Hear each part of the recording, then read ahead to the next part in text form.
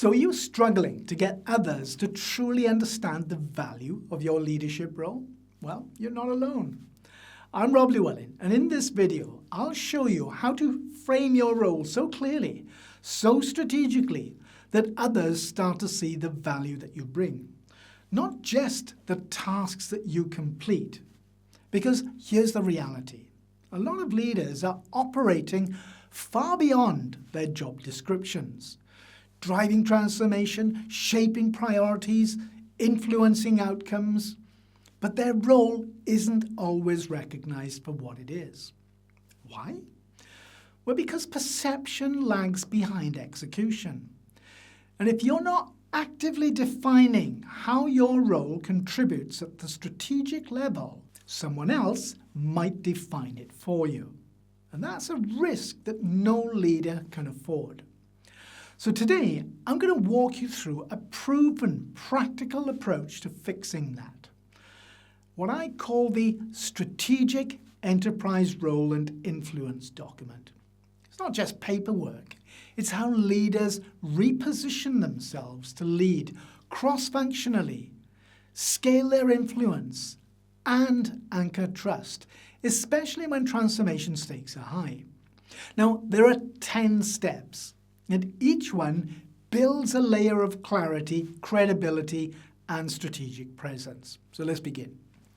We start with your executive summary. Not a job title, not a list of duties. This is the high-level view of your role's strategic value. And the goal? It's to position yourself not as a task executor, but as a cross-functional leader driving outcomes that really matter.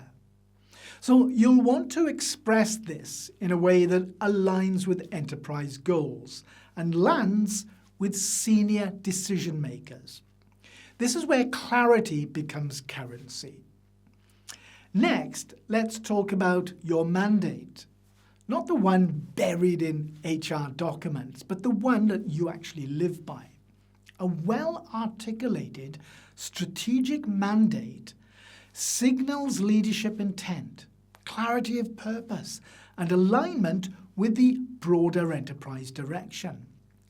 It helps other people know what to expect from you and what you expect to lead. When your mandate is vague, influence fades. But when it's sharply defined, people really pay attention.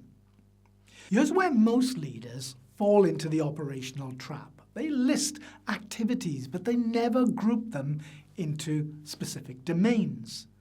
Domains show scope. They show range, and they show authority. Think about the 4 to 6 core areas where you lead, not just manage. Whether it's innovation, governance, capability building, or ecosystem strategy, you need to name those domains with real intention. It's how you show that your leadership spans systems, not just tasks. Now, this part's essential. You've got to draw a line, a clear line, from your work to the organization's top priorities. What strategic objectives are you moving toward? How does your leadership directly or indirectly contribute? If you don't make that link visible, others won't see it, no matter how good your work is. This is about creating visibility, not vanity. Now, step back and look at the people around you. Who holds power? Who shapes perception? Who's in your corner?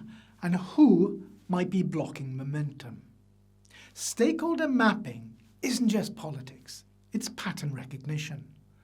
So identify gaps in how your role is perceived across different business units, regions, and functions. Then build a plan to close those gaps before they become walls. Now, trust doesn't come from title alone. It's earned through how you communicate, what you deliver, and how reliably you show up in strategic moments. Think about the anchors that signal your capability. Past results, communication patterns, ways you've handled complexity. Then codify these anchors. Bring them into your messaging and reputation deliberately, not accidentally. The most trusted leaders often say less, but they signal a lot more. It's the way they frame a message, hold a room, or bring clarity in chaos.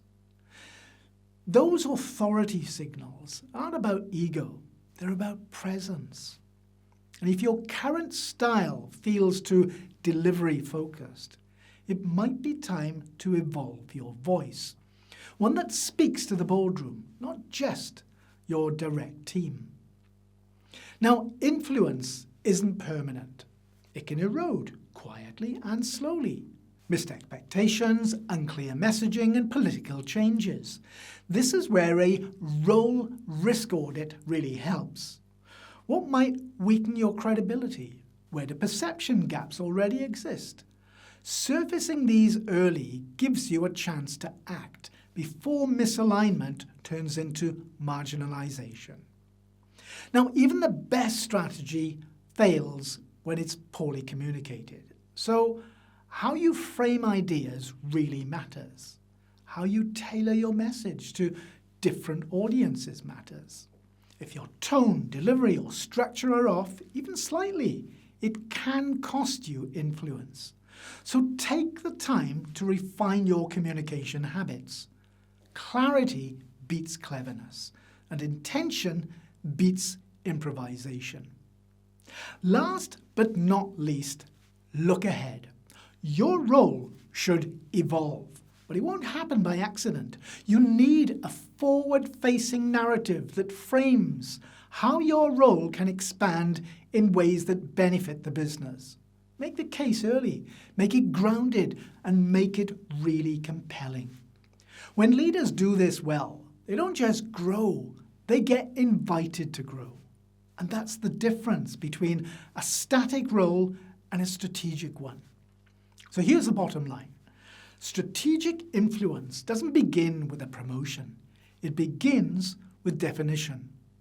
When you clearly define your role, align it to enterprise priorities and communicate it with real precision, you create a platform for long-term influence. This isn't about leadership theory. It's the system behind how credible leaders become indispensable ones.